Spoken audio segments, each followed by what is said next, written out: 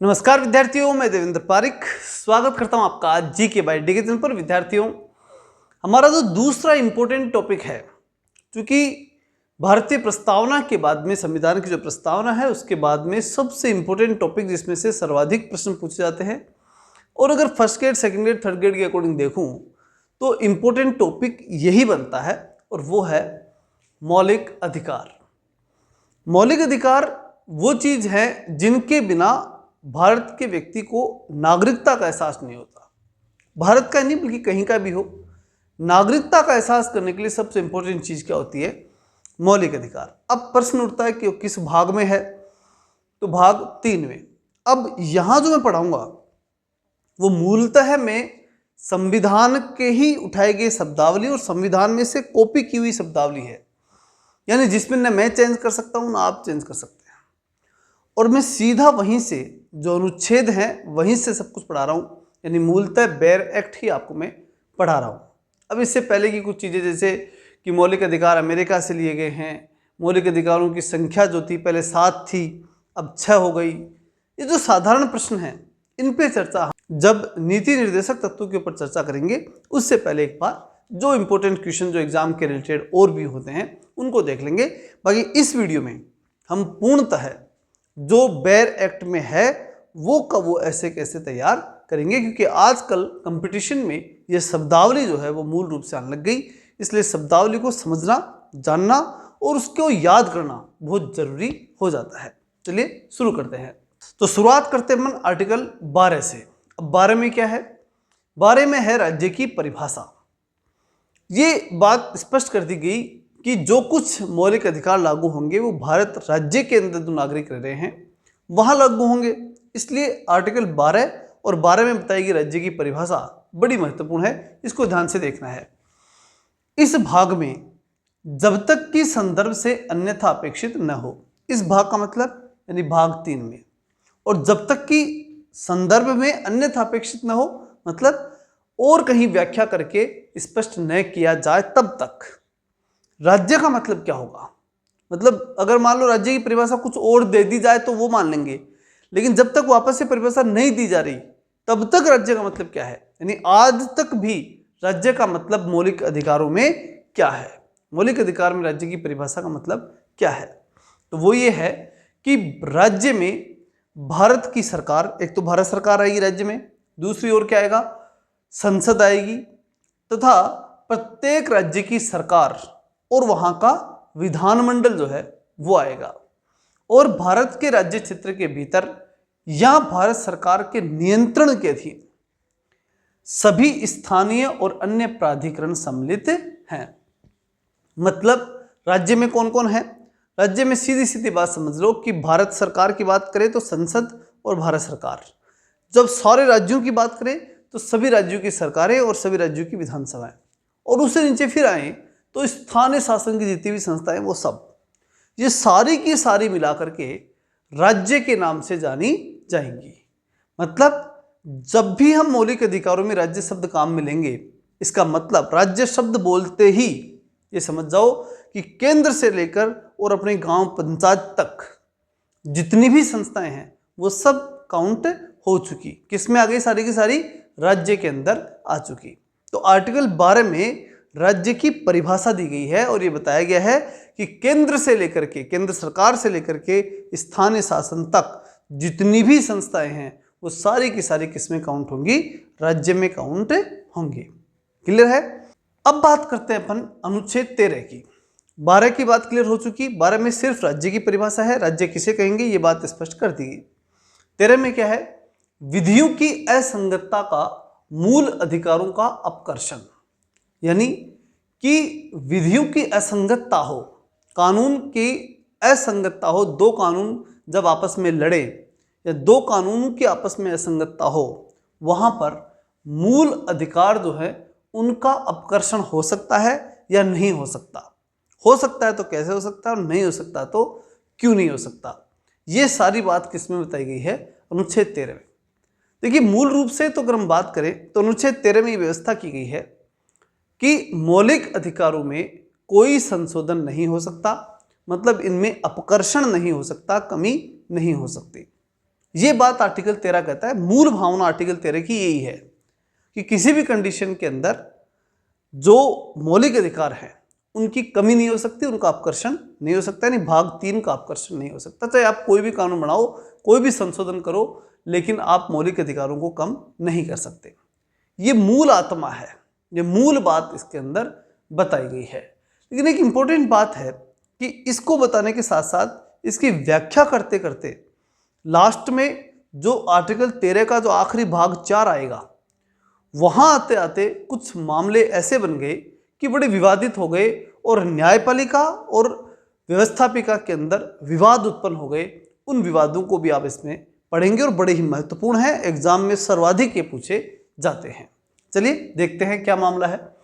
इस संविधान के प्रवर्तन से पहले, देखो पहला भाग जो ना आर्टिकल 13 का पहला भाग बड़ा आसान है। वो आसान इसलिए है कि इसमें एक ही बात बताई गई है कि संविधान लागू होने से पहले जितने भी नियम कायदे थे ना, अगर उन नियम कायदों से मौलिक अधिकारों का कहीं हनन हो रहा है तो वो नियम कायदे मान्य नहीं होंगे। तो सीधी सी बात है भाई, जब हमने संविधान लागू ही कर दिया तो हम संविधान की बात ही मानेंगे, इससे पहले कानून मानने की जरूरत भी क्या है। ठीक है, ये बात इस पहले भाग में है। तो इस संविधान के प्रवर्तन के पहले, मतलब ये संविधान लागू हुआ उससे पहले जो भी विधियां यानी जो भी कानून भारत के राज्य क्षेत्र या उसके किसी भाग में प्रवर्तित थी, भाई भारत राज्य क्षेत्र या उसके किसी भाग में संविधान लागू होने से पहले के कोई कानून चल रहे थे, यदि वे इस भाग में प्रदत्त अधिकारों के प्रतिकूल हैं, मतलब संविधान लागू होने से पहले के कुछ कानून नियम कायदे, चाहे वो पूरे भारत में लग रहे थे और चाहे भारत के किसी हिस्से में लग रहे थे, अगर वो नियम कायदे मौलिक अधिकारों को के प्रतिकूल है, मौलिक अधिकारों के प्रतिकूल हैं, तो उस सीमा तक शून्य होगी जहां तक कि वे प्रतिकूल हैं। जितने प्रतिकूल हैं उतने वो शून्य मान लिए जाएंगे, मतलब उनका कोई अर्थ नहीं निकलेगा, उनका कोई उपयोग नहीं होगा, वो शून्य होंगे। ये बात इसके अंतर्गत कह दी गई।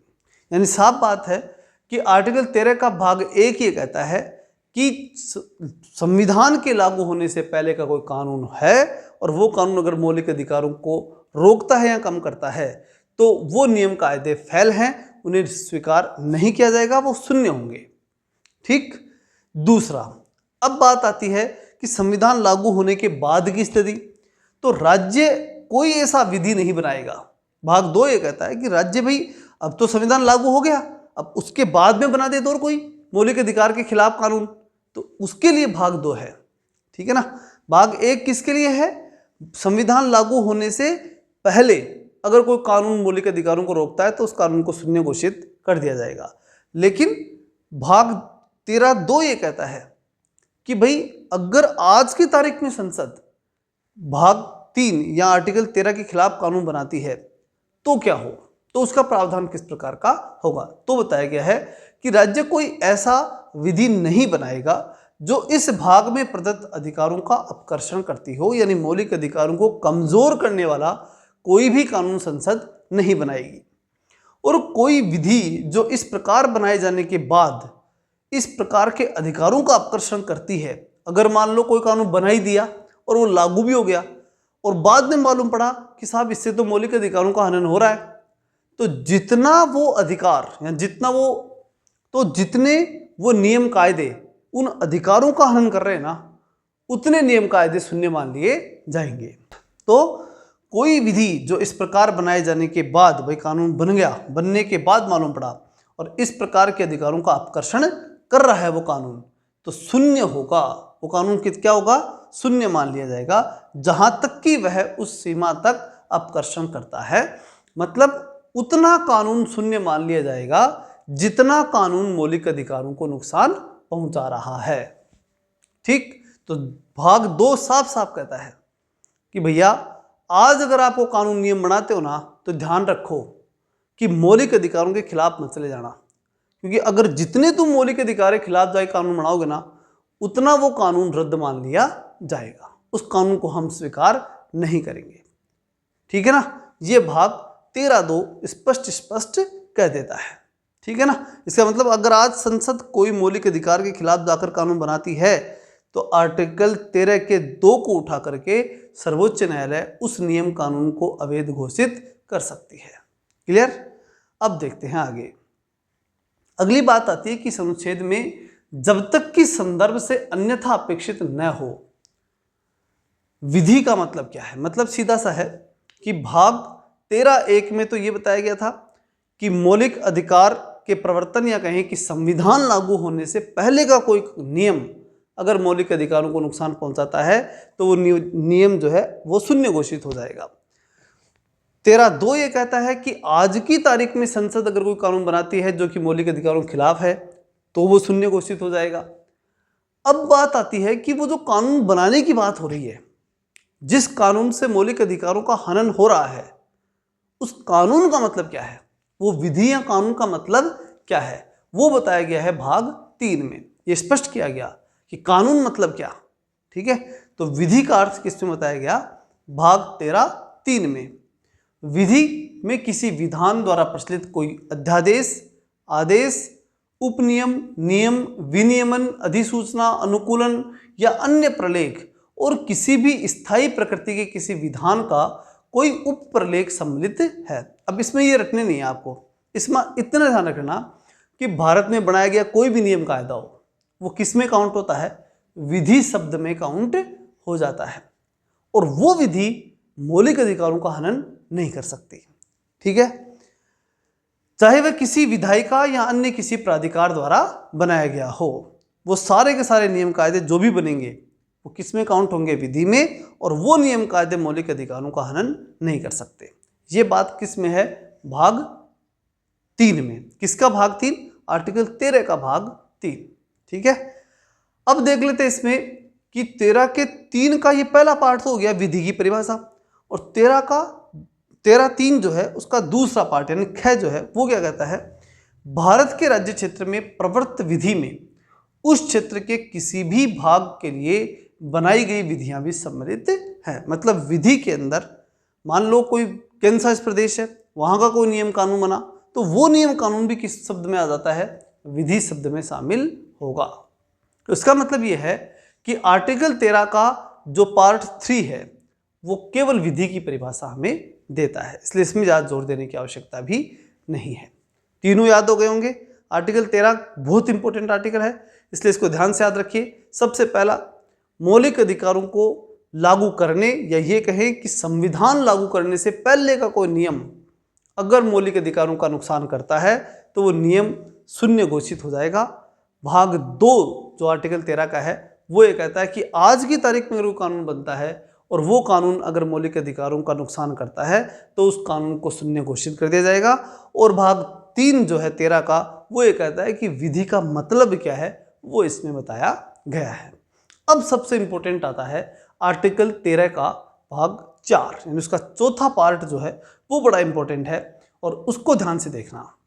इस अनुच्छेद की किसी बात का किसी विधि पर जो अनुच्छेद 368 के द्वारा इस संविधान के संशोधन के लिए बनाई गई हो प्रभाव नहीं होगा।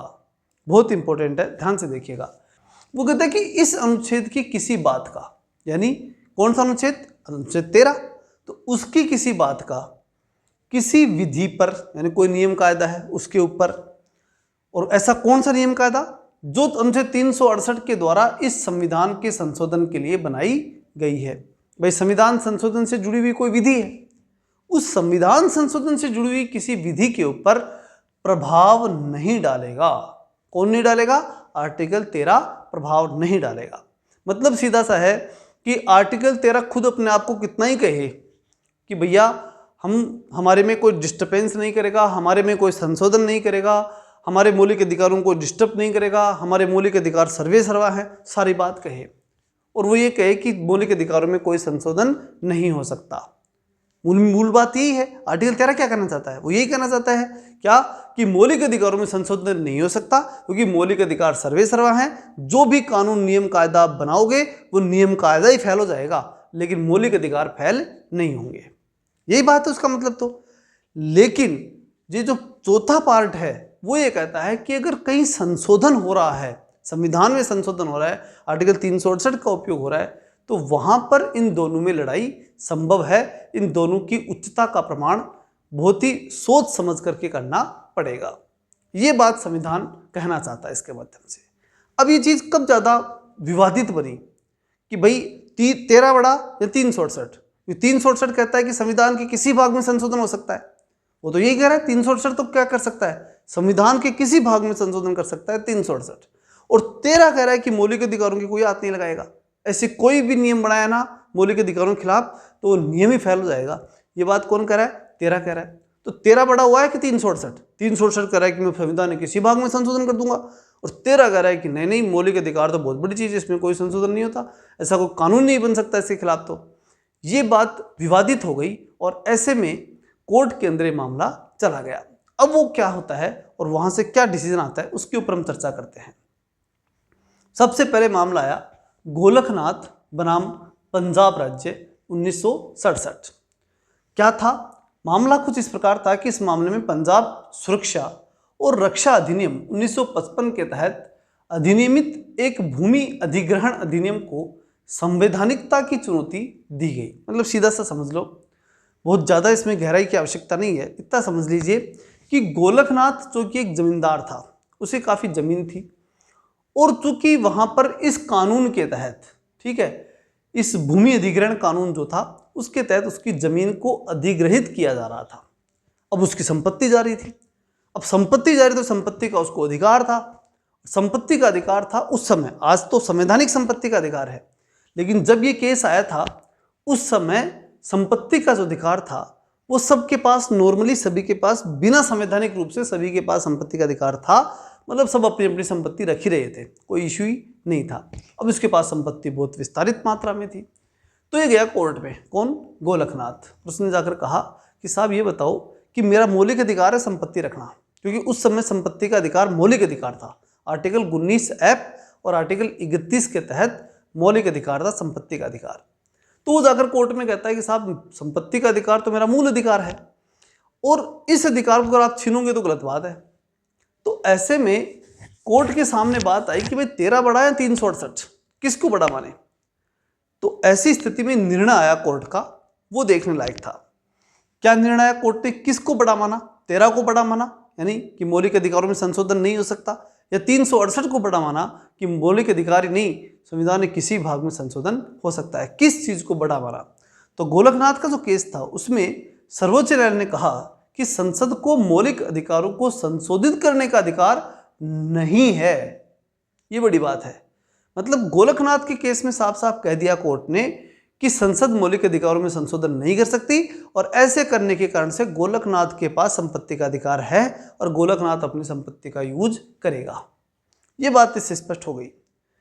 न्यायालय ने यह भी कहा कि अनुच्छेद 368 संविधान में संशोधित करने की प्रक्रिया बताता है, लेकिन यह संसद को मौलिक अधिकारों को संशोधित करने का अधिकार नहीं देता। मतलब सीधी सी बात है, गोलकनाथ के केस में स्पष्ट बात हो गई कि भैया आप मौलिक अधिकार के अंदर जो संशोधन की बात कर रहे हो, तो 368 केवल आपको संशोधन की प्रक्रिया बताता है, आपको ये अधिकार नहीं देता कि जाकर के आप किसी भी भाग में जाकर घुस जाओ और जाकर संशोधन कर दो। अब भाग 3 तो वैसे ही पावरफुल है, लोगों को अधिकार देता है, तो वहाँ तो आप निश्चित रूप से नहीं जा सकते और लोगों के अधिकारों को नहीं छीन सकते। मतलब यहाँ 13 बड़ा हो गया, मौलिक अधिकार में संशोधन नहीं हो सकता। ये बात गोलकनाथ के केस में कोर्ट ने कह दी। फिर केस आया, अब होता है 24वां संविधान संशोधन। अब 24वें संविधान संशोधन से क्या हुआ?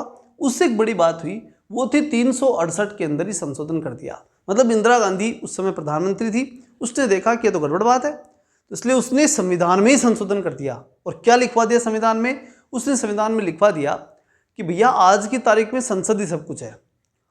पहले तो संविधान सभा थी, अब संविधान सभा तो है नहीं, तो संसद संविधान सभा की जगह ही है, इसलिए आज की तारीख में हम संशोधन कर सकते हैं, और जो संविधान बना सकता है वो संविधान में संशोधन भी कर सकता है। और आर्टिकल 368 केवल प्रक्रिया नहीं बताता, 368 के तहत हम संविधान के किसी भाग में संशोधन कर सकते हैं। ये बात इंदिरा गांधी ने संविधान में संशोधन करके लिखवा दी, और चूंकि संविधान में लिखवा दी तो अब आगे के केस के अंदर कोर्ट जो भी डिसीजन देगा वो डिसीजन कोर्ट सोच समझ करके देगा, यानी इस जो 24वें संविधान संशोधन को देख करके ही डिसीजन आगे लेगा। अब क्या हुआ उसके बाद? उसके बाद आता है केशवानंद भारती का केस, और ये 1973 में आया। ठीक, केशवानंद भारती वर्सेस केरल राज्य, याद रखना इसको, केशवानंद का कै और केरल का कै और 1973। अब केशवानंद के केस के अंदर क्या बताया गया इसको ध्यान से देखना।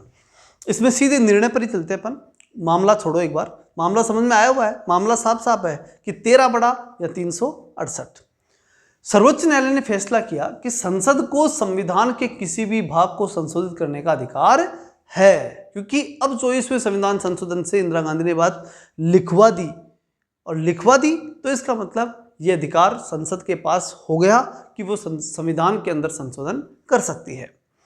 तो इसलिए सर्वोच्च न्यायालय ने फैसला दे दिया कि संसद को संविधान के किसी भी भाग को संशोधित करने का अधिकार है, लेकिन यह संविधान की बुनियादी संरचना, बेसिक स्ट्रक्चर को नष्ट नहीं कर सकता। और ये बात मैंने कल भी आपको पिछले वीडियो में भी बताई थी कि केशवानंद भारती केस के अंदर सर्वोच्च न्यायालय ने स्पष्ट कर दिया था कि मूल ढांचे को कोई भी डिस्टर्ब नहीं करेगा। इस निर्णय में ने बुनियादी संरचना के सिद्धांत की स्थापना की, बेसिक स्ट्रक्चर का सिद्धांत दिया था, जिसके अनुसार मौलिक अधिकार संविधान की बुनियादी संरचना का हिस्सा हैं। मौलिक अधिकार भी किसका हिस्सा है?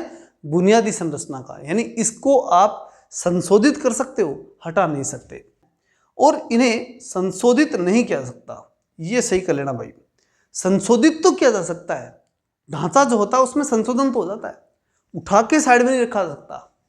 ढांचा समाप्त नहीं किया जा सकता, ढांचे में संशोधन तो किया जा सकता है। और इसीलिए मौलिक अधिकारों में क्या हो गया था? संशोधन हो गया था, और आर्टिकल 19 एफ और 31 को हटा करके और संपत्ति का अधिकार पूरी तरह से हटा करके और फिर उसे आर्टिकल 301 के तहत संवैधानिक अधिकार के रूप में फिर दे दिया गया था।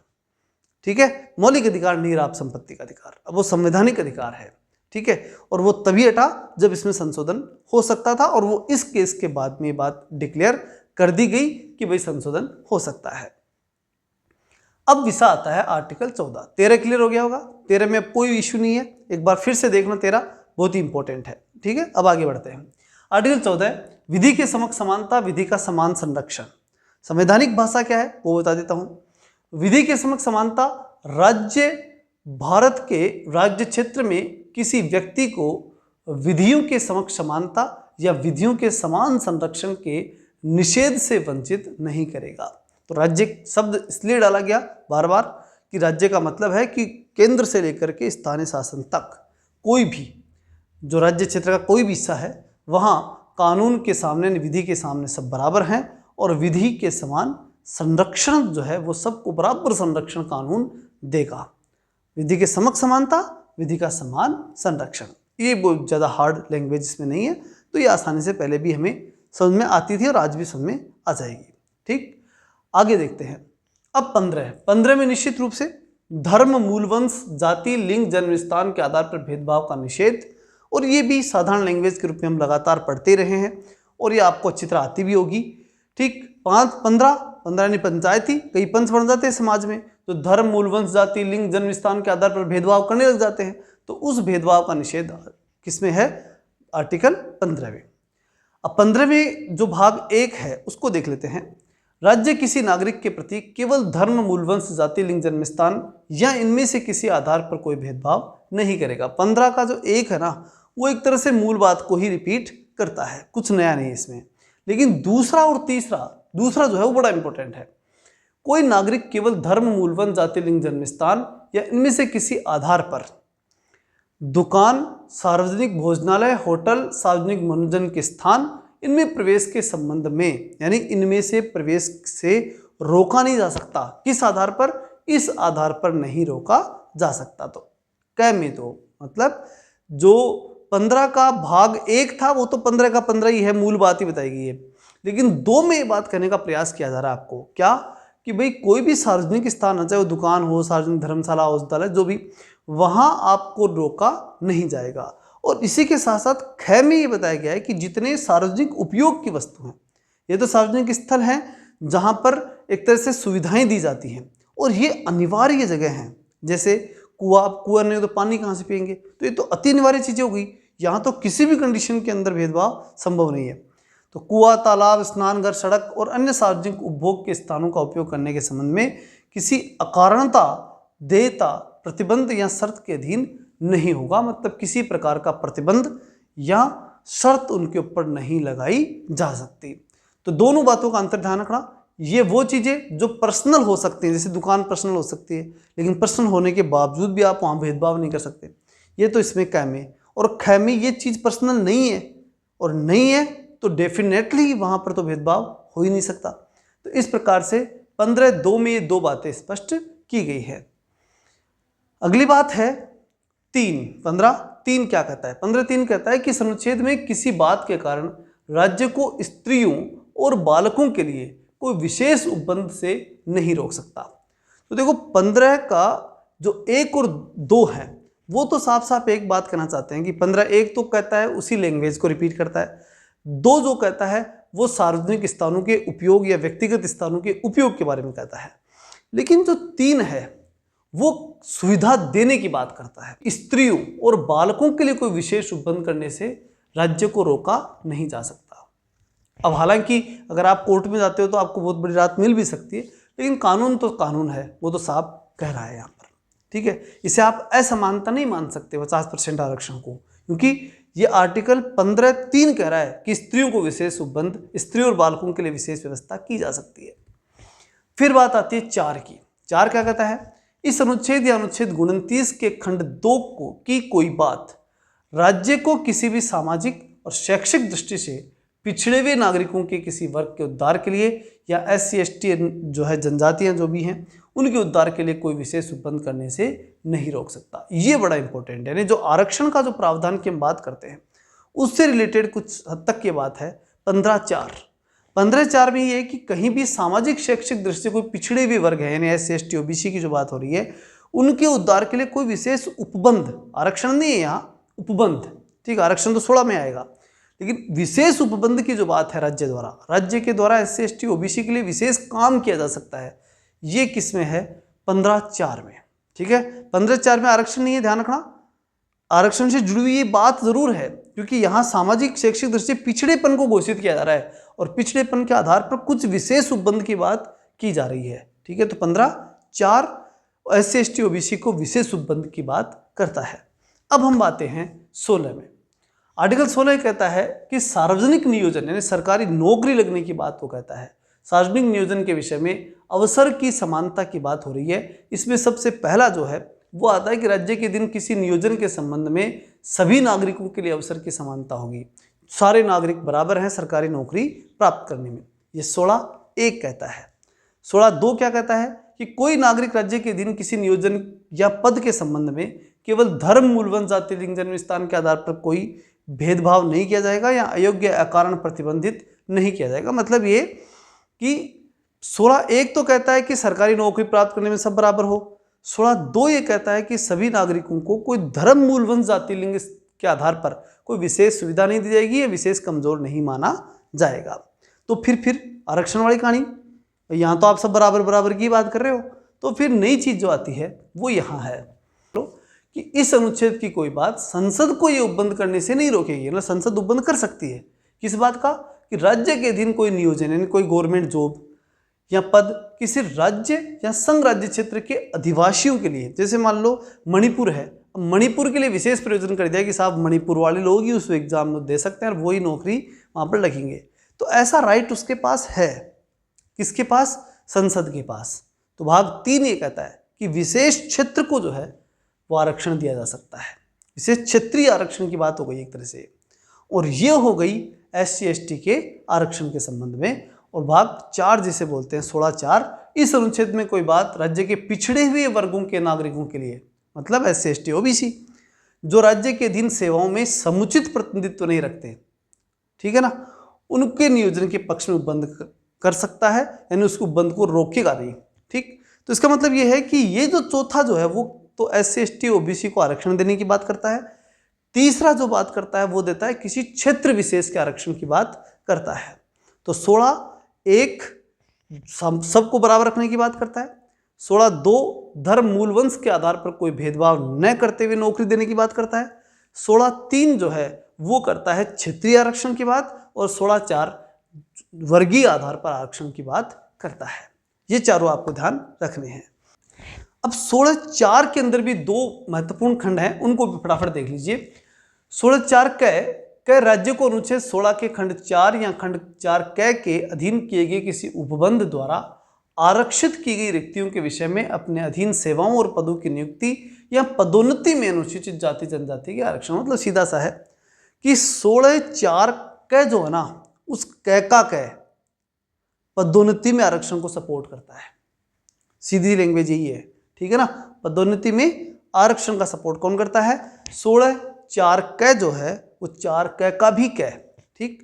अब 4 क का ख क्या कहता है वो सुन लो। ऐसी रिक्तियों को भरने के लिए आवश्यक किसी प्रचालन का परिणाम यह नहीं होगा कि ऐसी रिक्तियों को भरने के लिए आवश्यक शर्तों में कोई भिन्नता होगी। शर्त बराबर रहेगी, शर्तों में कोई विशेष भिन्नता नहीं दी जाएगी।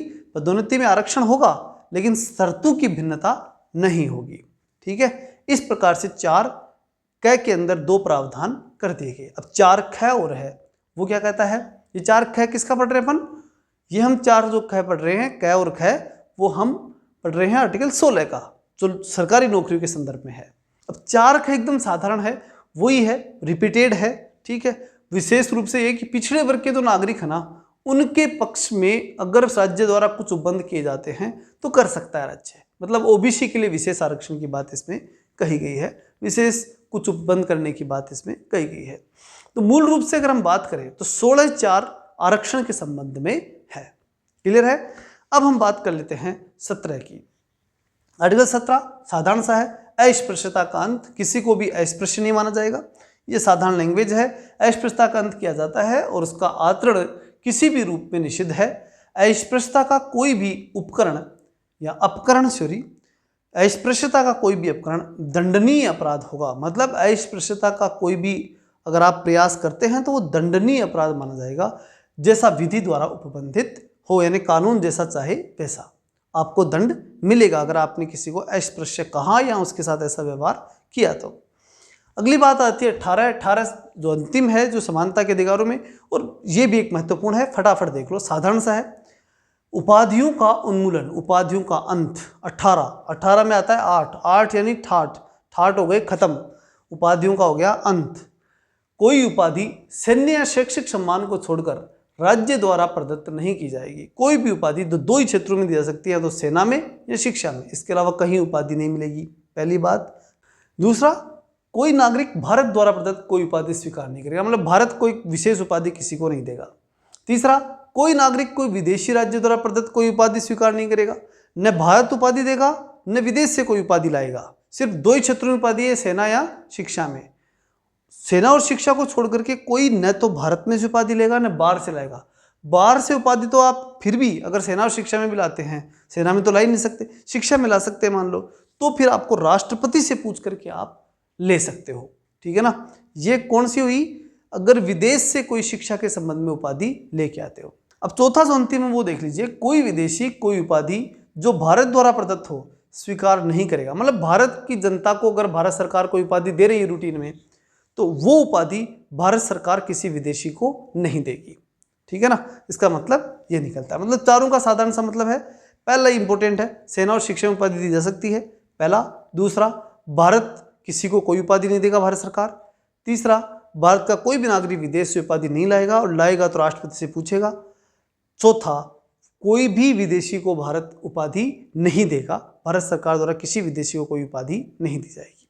इस प्रकार से हम कह सकते हैं कि आर्टिकल 18 तक जो समानता के अधिकार है बड़े ही महत्वपूर्ण है। ध्यान से आपने पढ़े होंगे। मेरा टारगेट था इनको जो लैंग्वेज संवैधानिक है, मैंने पहले भी कहा था, अभी भी कह रहा हूँ, संवैधानिक भाषा में जैसे हैं वैसे की वैसे उन आर्टिकल्स को याद करवाना, ये मेरा मकसद था। इसलिए एक बार वापस इस वीडियो को देखना अगर नहीं समझ में आया हो तो, बाकी जरूर इसको तैयार कीजिएगा। चलिए मिलते हैं नेक्स्ट वीडियो में, तब तक के लिए जय हिंद, जय भारत।